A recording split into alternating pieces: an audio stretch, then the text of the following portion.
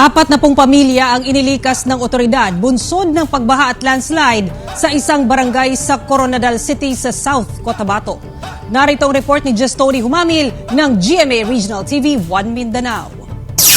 Inilikas ng mga otoridad ng mga apektadong residente na pawang mga miyembro ng Blaan Community ng Sitio Lower Ladol, Barangay Asuncion sa Coronadal City sa South Cotabato alas 7 Martes ng gabi. Ito'y matapos gumuho ang lupa malapit sa makabahayan kasabay ng naranasang malakas na pag-ulan sa lungsod. Binaha rin ng nasabing lugar matapos umapaw ang ilog malapit dito.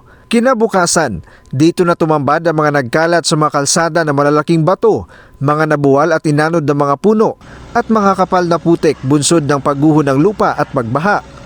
Agad namang nagsagawa ng clearing operations ang otoridad.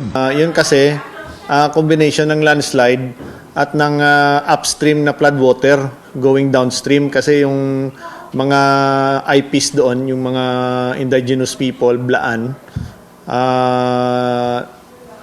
they are actually residing doon sa gilid ng gali. Sa gym ng Barangay Santa Cruz sa Coronadal City, pansamantalang lumikas ang 42 apektadong pamilya. Ayon sa ilang lumikas na residente, sobra raw ang takot nila na mga oras na iyon. Isa na dito ang kapapanganak pa lamang na si Judy Ann. Anya, Nandun kami sa loob ng bahay namin. Tulog pa kasi kaming dalawa eh.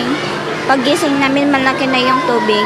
Kuha naman ng mga lutakaw, nagsulod sa balay namon. nagmonitor din ang makawani ng City Health Office Coronadal. Yung iba, common na illnesses like flu, ganon, tapos mga may konting ubo. Wala namang nagkaroon ng malalim na mga sugat. Namahagi na ng tulong ang Coronadal City LGU at Provincial Government ng South Cotabato sa mga apektadong residente. Ayon sa otoridad, hindi pa ligtas bumalik ang mga residente sa kanilang mga bahay sa Sitio Lower Ladol. Ayon sa Pag-asa, easterlies pa rin ang sanhi ng mga pag-ulan sa Mindanao. Mula sa GMA Regional TV 1 Mindanao, Justoni Humamil, nagbabalita para sa GMA Integrated News.